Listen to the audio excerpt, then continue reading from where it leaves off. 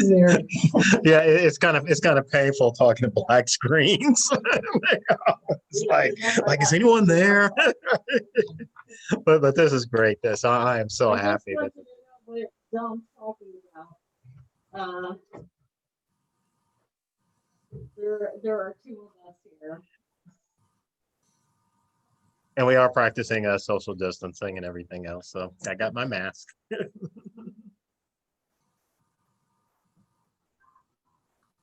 Wow, I didn't know service projects was so exciting.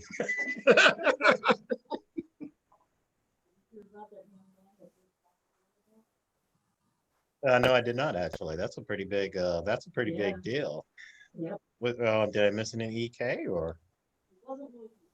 Oh, okay, Yeah, okay, it okay. wasn't Lincoln, but he's like 3,765th boy to ever earn it. Yeah, that's okay. So I was thinking, boy, this is locally. I must have been asleep or something. Okay, so you made me feel better. You made me feel better. Yeah, it wasn't Lincoln. You would have known about it. Yeah, I was like, oh, that's slipped by.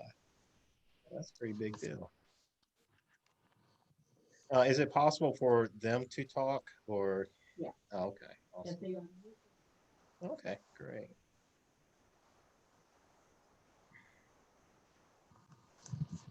Yeah.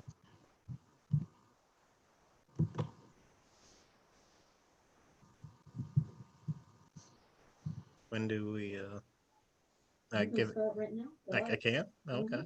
All right. Well, first off, everyone, welcome to the Pow Wow. Welcome to this session and everything. Just to kind of give me a warm and fuzzy. I understand if you don't want to turn on your cameras. I would prefer if you turn on your cameras. That would be helpful. But I do have Mary and Westy here. As live audience, so that's helpful for me.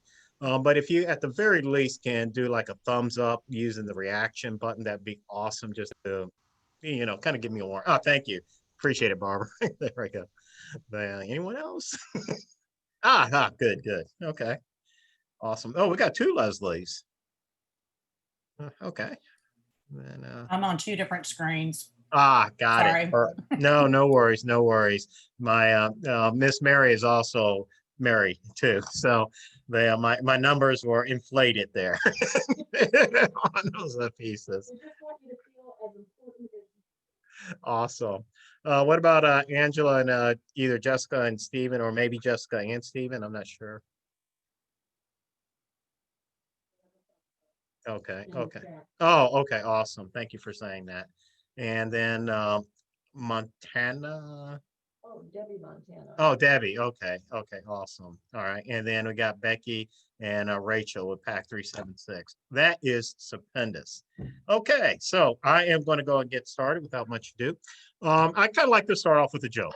Now, the reason why I said I like to start off with a joke is because it's supposed to be funny, but just in case it's not, humor me and laugh anyway. I would appreciate it. Okay, really appreciate it. I have to practice these things, which is strange for being a cub master, but or recovered a master. So let me see if I can get this right. There are two cub masters. One was very, very optimistic. The other one was very, very pessimistic. So, for example, it would rain, and the pessimistic cub master would say, "Oh, all the boys are going to get wet," and the optimistic cub master would say, this gives the rain allow the grass to grow." Awesome. Well, the sun would come out. The pessimistic cub master would come out and say, "Oh, now the boys are all going to get dehydrated and and fall over and everything else, and the boys and the girls here." And the optimistic cub master, he would say, now the trees will grow because we just had the rain. So this is awesome. What a glorious day this is. Well, the two of them decide to go hunting. All right. They, on those pieces, and they go out in this boat and everything. And the optimistic cub master brings along a brand new dog. I mean, he is just so proud of this dog. Well, they go, hunting and duck hunting. Pop, one of the ducks falls over.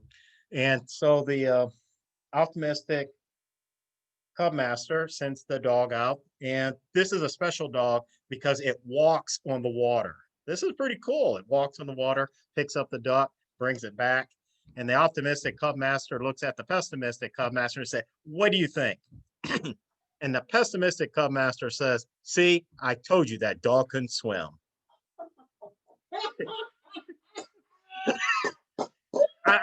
It's all right to give me a thumbs up or something, or at least humor me. At least humor me. At least, please. Okay. All right. All right. I will work on it. I will work on it. There and so forth. Oh man. Tough crowd. Here we go. All right. So I am going to share my screen here.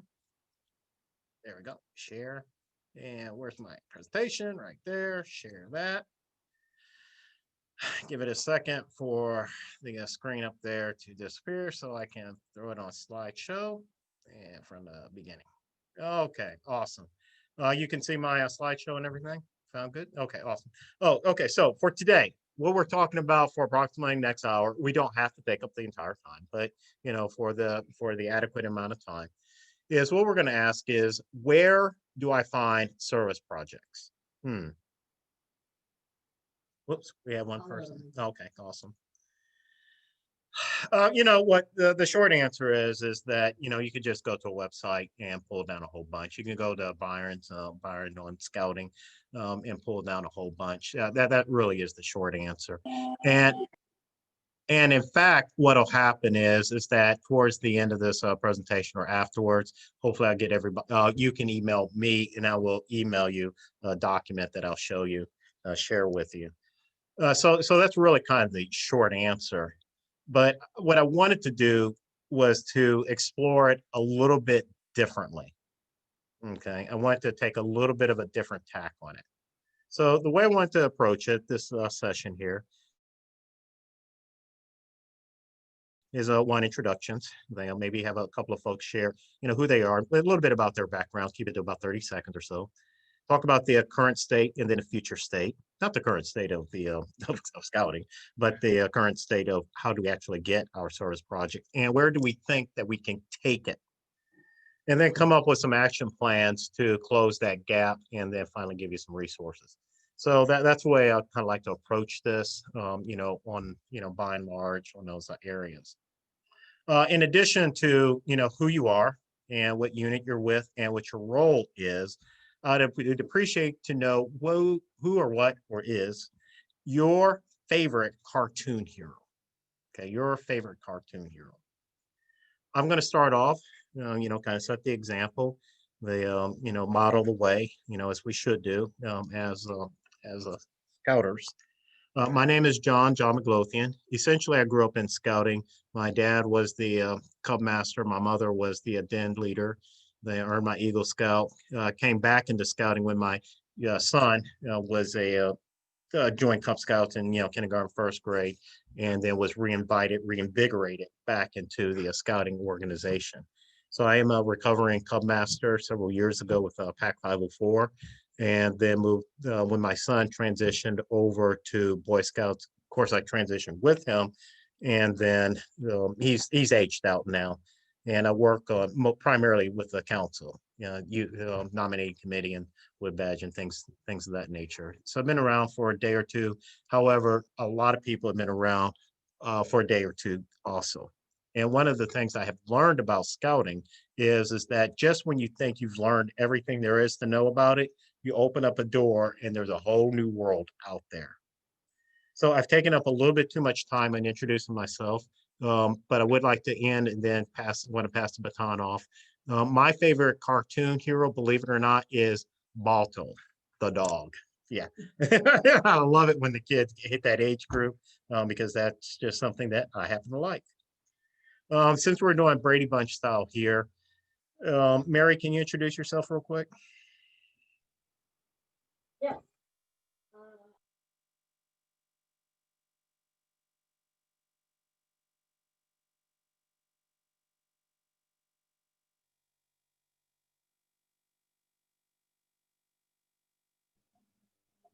We can't hear Mary.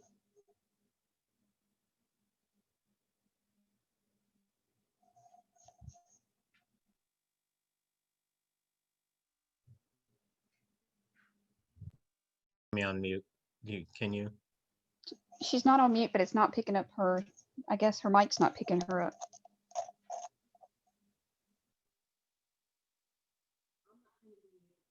introduce myself through the chat. I Okay, think so it's because I had to turn my volume yeah, she's we're all kind of in the same room. So in order to kind of not have the feedback and so forth, she had to adjust her mic. But one thing I would like to say about Mary is that me and her were in the same Wood Badge Patrol as Owlettes. So go forth, but on those great things. Again, just the Brady Bunch style here. Emily, can you? Hi, I'm Emily Stropp. I'm a den leader for PAC 493, and I'm also unofficial secretary as we're finding new volunteers. And we've been in scouting for this is our 4th year. Our oldest son is a Webelos. And I would say my favorite cartoon hero is Anna from Frozen. Thank you. Awesome. Thanks, Emily. Thanks for all that you do. Angela? Hi, I'm Angela. I'm with PAC 996. I've been with Boy Scouts about a month. Welcome aboard. My godson is a wolf this year, and I got asked to help be an assistant den leader because they were short on adult volunteers. But I was a Girl Scout as a child all through high school. So a little bit familiar with scouting in general, but Boy Scouts is a whole different kind of like organization, like setup. So that's been fun for me to figure out. I don't know that I really have a cartoon hero. You can live vicariously through your kids. Not a parent, so that's part of the. Okay. Well, we do appreciate you joining and stepping up as a volunteer, adult volunteer for scouting. So I don't want to be remiss in saying that, and with that, and that's with all sincerity. Cub Scouts relies heavily on volunteer scouting, does too, but in particular Cub Scouting. So hopefully you enjoy it, and we welcome you aboard. So thank you so much, Angela. Thanks. Awesome. Barbara Lee. Hi, I am the Cub Master of Pack 375, Hmm. and I've been married to the Scout Master for Troop 375 now for 17 of the 30 years that he's been a leader. It was pretty much told that I will be involved with this once I got started, but that's okay. So I've been involved in the Cub Scout world personally for about 5 years with my own son, who is now in the troop.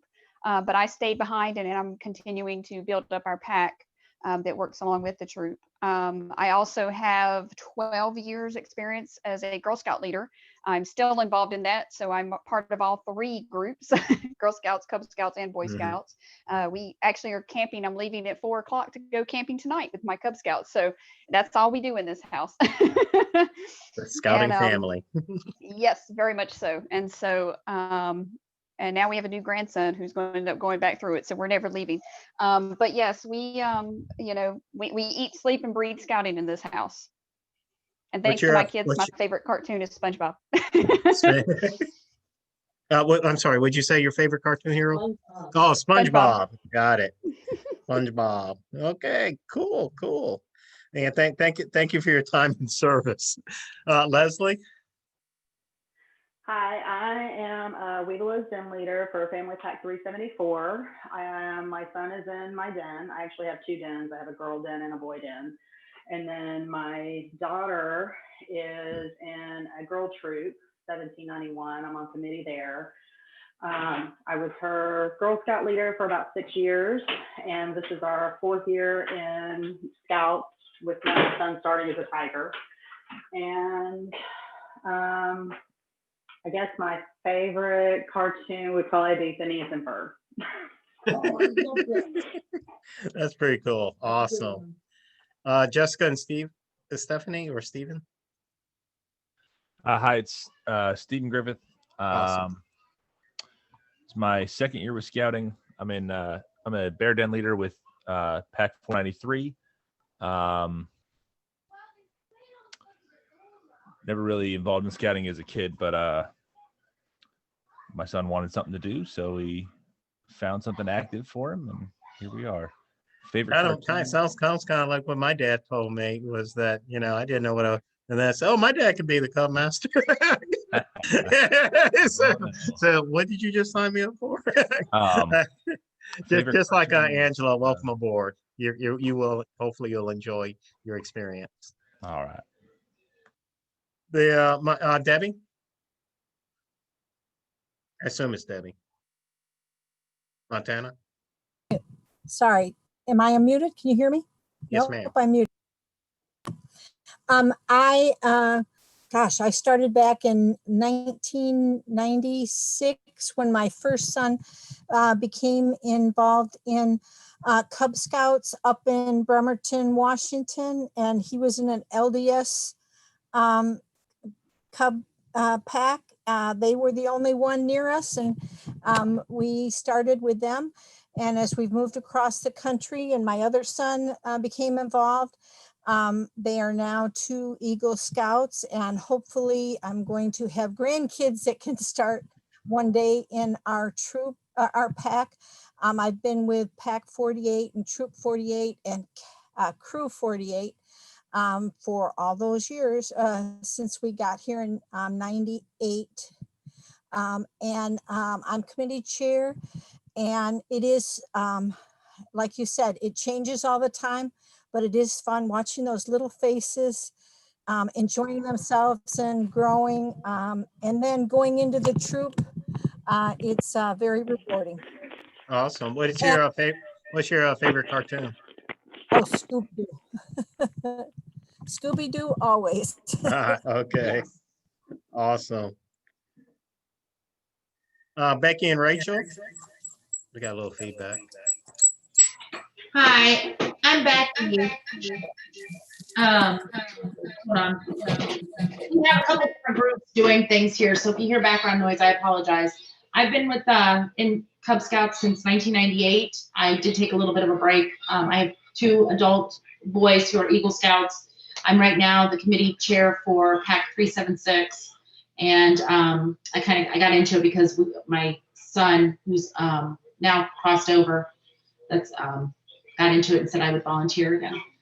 My favorite cartoon hero is Minnie Mouse. Minnie Mouse, Minnie Mouse. Awesome. Here's Thank Rachel. you. And then I'm Rachel. This is my first year in Cub Scouts. My daughter is a Arab Light. I have maybe 3 years of experience prior to that with Girl Scouts. I was a troop leader there, and then came over to Cub Scouts when I met my husband. He's our Scout Master, Cub Master. My bad. Trying to promote him, I guess. And I am a den leader for the lions. We've got kind of a small group, so I'm covering the lions, tigers, and wolves currently. Okay, great. And your favorite cartoon? So, favorite cartoon? So I don't know. I don't really have a favorite. I asked my daughter, so she went with Word Girl as her favorite superhero. All right. Well, that's what we do. We try to live vicariously through our kids. On those pieces. That's what keeps us all young. And then I think I covered everyone. Westy, maybe if you can just there we go. There we go. Hi, I'm Westy. I'm involved in Cub Scouts since 1976. Was a prior Girl Scout. Currently, Three Rivers Cub Scout Roundtable Commissioner. My favorite cartoon characters are and Garfield. For those who do not know Miss Westy, she's quite a legend. But you know that something's a little bit different when you see her and she's not in Scout uniform. But I think I could count on that on my hand, maybe just one thing. Yeah, maybe 5 times where I have not seen her in uniform. And that means at the grocery store, out driving about and so forth. So thank you for everything that you've done, Wesley. Really appreciate it. All right, so hopefully I've kind of covered everybody on those. I just like to do introductions. One of the reasons why is because in scouting organizations, sometimes we get tunnel vision into like our own little den, our own little unit. And really, there's a big wide world out there. And that's one of the purposes of Pow Wow, one of the purposes of Wood Badge, one of the purposes of Scouting University, one of the purposes of all the training events is that you can actually see, meet, and engage with other like-minded adult and youth in order to deliver a better program. So I'd like to kind of make sure of those pieces. I know that we're doing this virtually, but hopefully, maybe perhaps through the chat, maybe through back email, everybody would kind of connect to have a better idea of where what people do and things of that nature. Let me kind of go back and share my screen here.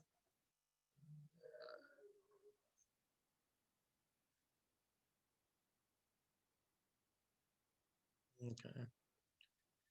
All right, cool.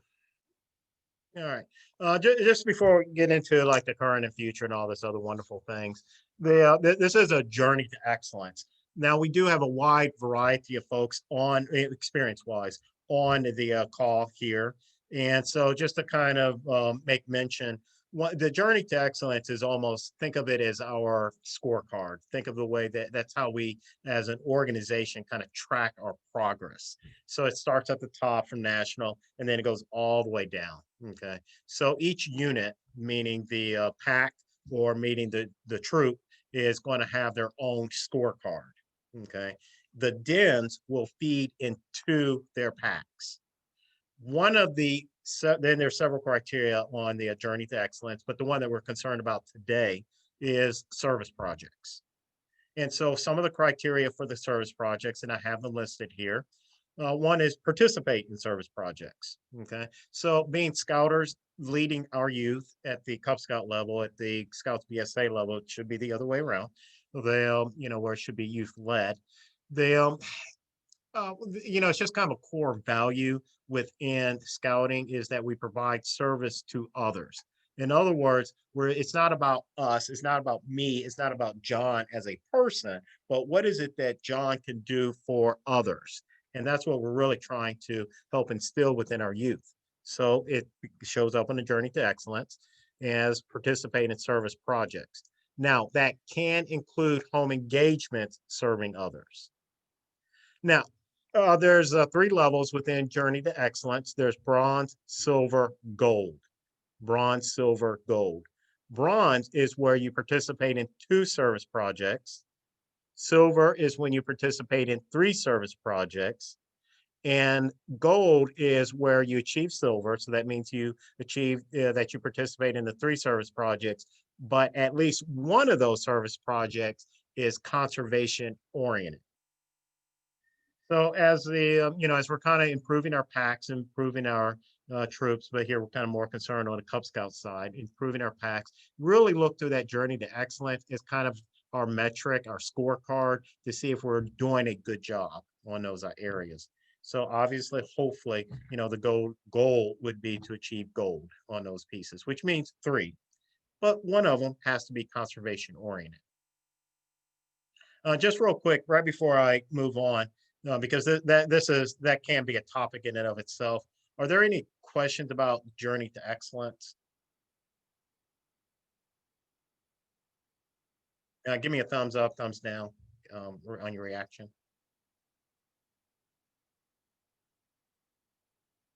If you feel good, give me a thumbs up.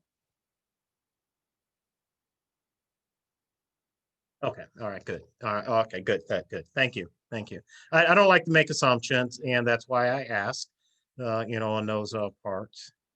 Okay. All right. Current state. Now, I did mention that, I've been in Cub Scouts for a day or two. Sometimes what happens, and just see if this happens to you, you haven't really did any planning and all of a sudden it's October, November, and somebody says, oh, we got to do a service project. And you're like, what do you mean a service project? Well, we got to do something good for the community. Oh, well, that's simple. What do we do? Usually the thing is, what did we do last year? Oh, okay. Yeah, we went and did clean the bay, or we, policed up some, cleaned up, did a, clean up around the school, and so forth, something like that. But we got to do that. It's just, check the block, pike piece. And sometimes that's what occurs. Let me ask you, just give me a thumbs up. Has that ever occurred to anybody? That you just kind of like did last year's? Do a lot of people just kind of like do last year's project? Sometimes. Yeah, sometimes we do. Sometimes we do. And it's a gap that it's a trap that sometimes we fall into.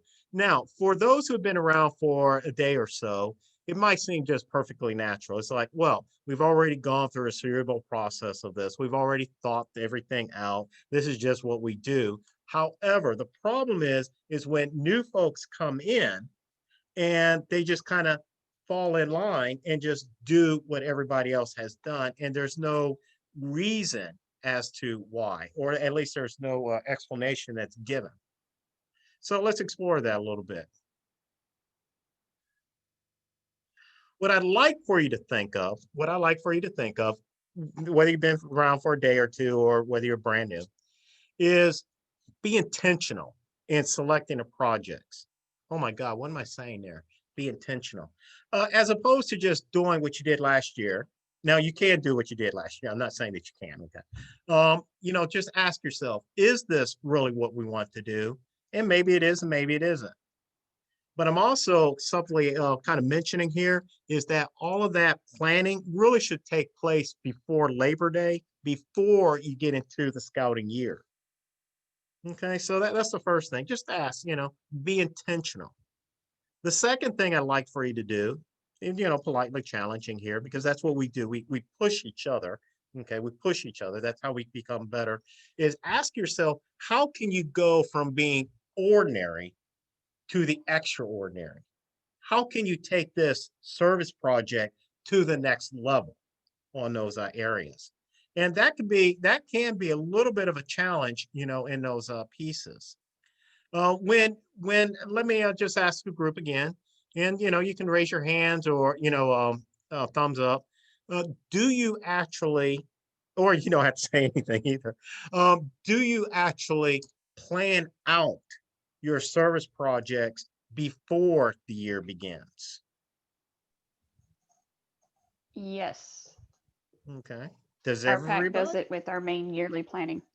Yeah, yeah, and probably you're fairly well established, having been in the units for a number of years on those pieces. Does everybody, in particular, the ones who just joined, was there a realization that there was actually a planning meeting?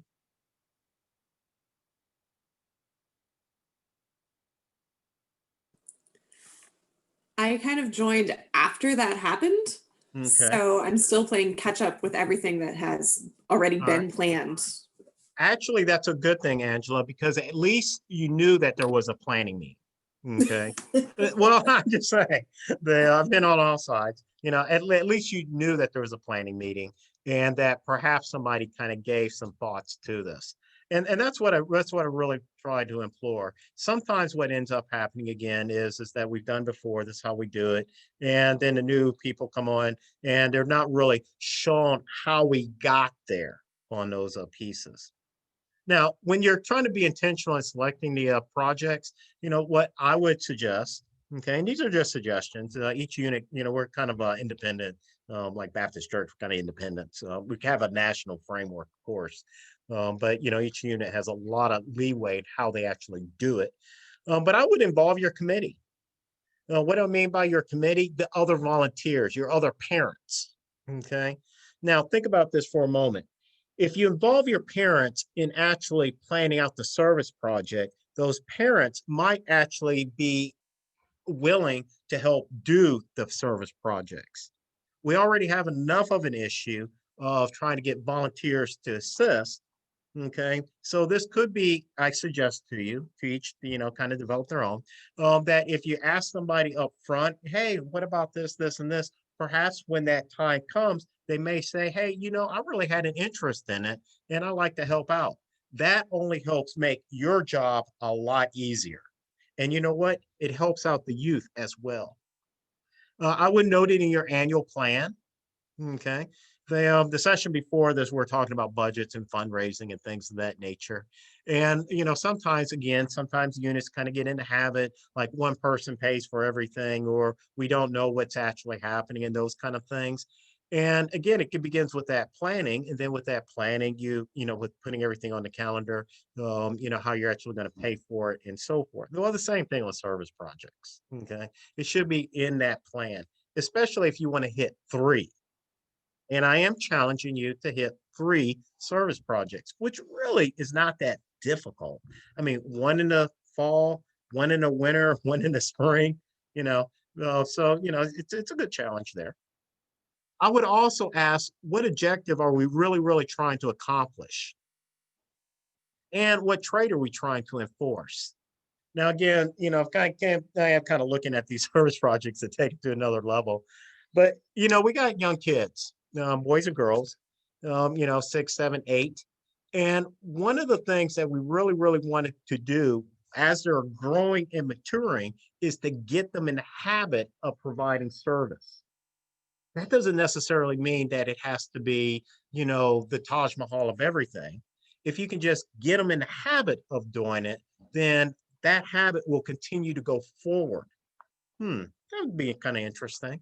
One of the things that we used to kind of emphasize in my pack was that we knew that we were doing a pretty good job if we had a good culture, meaning that it was cool to be smart, cool to be respectful. And if you did that, then you're probably on the right track. Oh, and since this is Cub Scouts, have fun. I mentioned earlier, go from the ordinary to the extraordinary.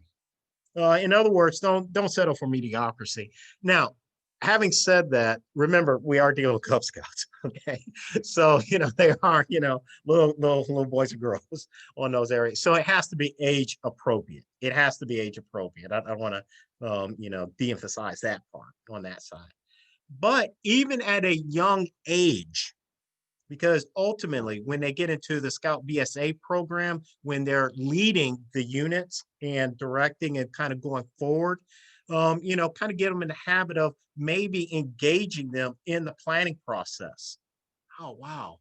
Now, sometimes when I ask my 8-year-old son, what he would like to do, it might be, well, just go to Dairy Queen. Well, we kind of work that into it as well. Or maybe he suddenly take a big interest in doing an oyster farm. And yes, Mary, that is absolutely true. He actually did get interested in doing an oyster farm. Just so you don't know, that's kind of a side comment, but I had mentioned earlier that Mary and I were patrol mates in a wood badge, and one of her wood badge ticket was developing it in an oyster farm. Okay, so, but needless to say, for whatever reason, JT, my son, got very interested in the oyster farms when he was a senior in high school. The other thing I would also do on the youth perspective is ask them what they learned. Now, keep in mind, again, for a 7 or 8-year-old or 9-year-old, it's probably not going to be on the Hornaday level, but you can get them to that level, and you start off small. In the National Youth Leadership Training, or at least it's the youth version of Wood Badge, as opposed to giving the youth beads, such as what I'm wearing, they'll give them like a little acorn. Okay, and that little acorn kind of symbolizes that one day it's going to be an oak tree. But you know where it starts off at? It starts off when they're young. People don't suddenly become great when they're older. They started off when they were young, step by step by step. And that is what we're here to do. Community perspective. Now, sometimes this escapes a little bit on this area, okay? My wife helps out with the food drive on scouting for food and so forth. More to come on that. That's her project. But nevertheless, we have 2 ways that we can do the food drive. One way is to go out and engage in the community, bring people in, and all of those other areas, or they can just simply bring a can of food from their pantry on the way to a meeting. Obviously, this is pre-COVID. Okay. So in those areas, did they both accomplish the same thing? The answer is yes. They got food to the food drive to be delivered to those who are in need. So on the outskirts, that is awesome. However, what I would also kind of mention is, where was the public outreach? Sometimes being in uniform and seeing scouts in action allows the public to actually see what's happening and say, hey, you know, that kid that keeps knocking on our door to sell popcorn or to sell Christmas wreaths or to sell mulch, he's actually doing something for the community because I can see them doing it. So I would just happen to make mention of that when you are doing your, I'm trying to share my screen, your service projects, try to publicize it. Make it a public event on those areas. From the adult leader side, don't sweat the small details, okay? This is supposed to be fun, all right? This is supposed to be fun. Now, on the flip side, do sweat the small details because it's supposed to be safe, okay? It's supposed to be safe. So what we want is to be both safe and fun. I have to share with you a story on one of my first adventures in service projects. It was when my son, it was at the lower ranks there. And what happened was we were going to do Save the Bay. Okay, everybody knows that. That's an annual event here in Virginia Beach. So we kind of used to it. And it's held in the springtime. And it's a pretty big event on those areas. Well, we decided, for whatever reason, I'm not exactly sure how we got here, but we were going to do it off of the oh gosh, what's the name of the First Landing Park? Yeah, First Landing Park, except it was on the beach side. Okay. And let me tell you, that was painful. We thought it was going to be fun, but honestly, it's turned out to be like the Baton March, Baton Death March, because it was hot, it was sweaty. It was like, oh God, this is really lousy. And nobody really had fun. Now we made up for it with Dairy Queen and all that. The next year we were a little bit smarter. We were a little bit smarter, and we still did Save the Bay. We still did that, but we chose it on the wooded side, so it was shady, and there was bathrooms there, and there was water there. Remember, these are 7, 8, 9-year-olds. Okay, on these pieces, so the cars could drive up. And then we had a big fun and we said, rah, rah, Ray, Ray, yeah, this is cool. And then we kind of walked around the trails and picked up trash. Oh, so much better. I just kind of happened to mention, don't sweat the small details, but at the same time, sweat the small details. Make sure that not only are you being safe, but you're having fun at the same time. Okay. Should be, something where you feel a smile and it's like, oh, that was a good thing to do. From the youth guardian perspective, okay, 7. Okay. Mary's giving me the sign. I'm the son of a Southern Baptist preacher, and I could go on for 3 hours or 30 minutes. So when the congregation starts giving up the sign there, I can lock it in just as well. My dad trained me well. God bless his soul. But from the youth guardian perspective, they'll give them a reason to come out. Okay. Sometimes there's a little bit of a habit of, just sending, the child, but make it fun for them as well.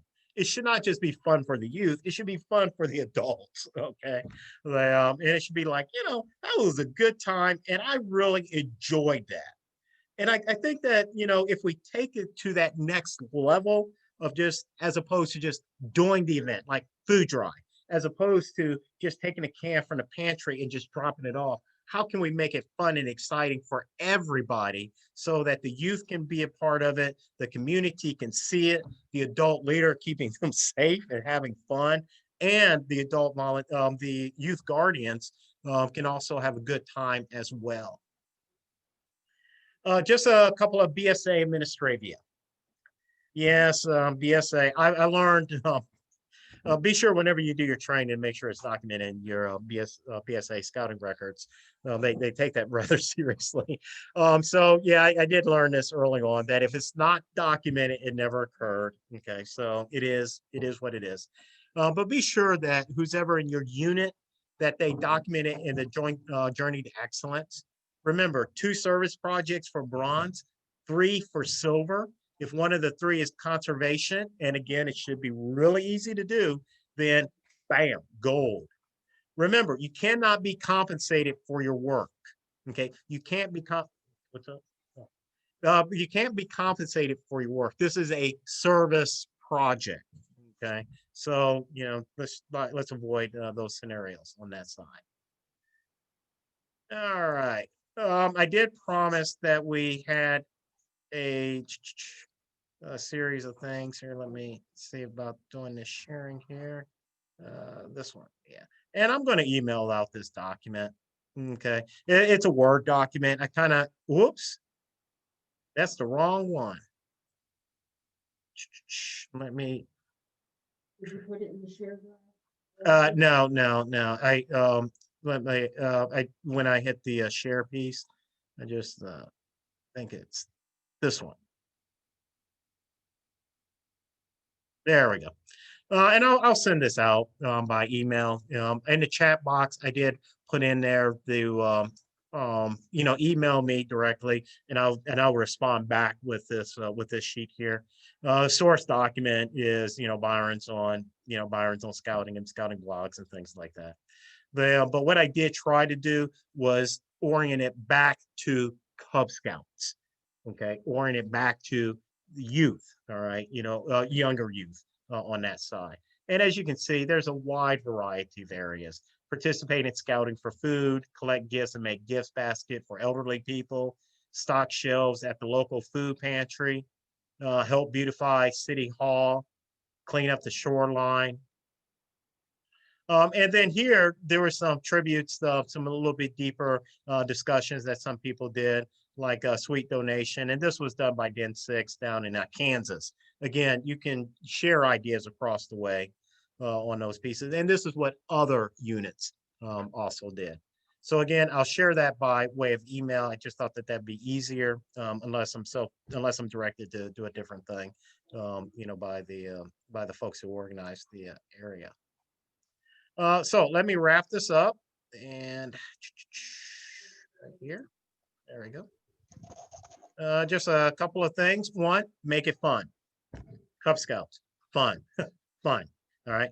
I guarantee you, as long as the kids, as long as it's cool to be smart and be respectful and they have fun and they're safe, it's in the right direction.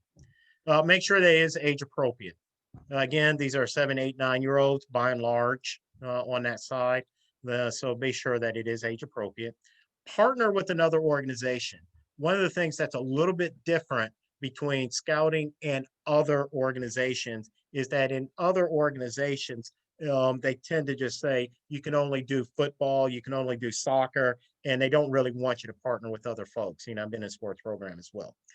With Scouts, hey, you know what? Save the day. It's, another organization actually sponsors with it. Join in on them on that side. There's nothing wrong with that. And in fact, it kind of makes the planning a lot easier, in that regard. So, try and do those areas. Okay, so my clock is running down. Were there any questions, comments, or concerns? I just wanted to put out there that something we do for our pack and troop, that we always make sure we do a service project to our chartered organization every year. They usually hold a big event and we come in and clean up and do the leaf break and beautify the area for their event. And it's just kind of our way of making sure we give back to them for sponsoring to us. Absolutely. The charter organization, if it's a church or if it's a school, whatever it may be, or wherever you meet at, there, because it can be separate. Given that, showing that you are out in public helping them, and especially if the boys and girls are in uniform, in their scout class B's, class A's, technically activity and field uniforms, but nevertheless, that just shows that public display that they are there. And it also kind of reminds the youth that, hey, we do need to provide service. So I really appreciate that. Thanks, Barbara. That was awesome. Any other thoughts or ideas?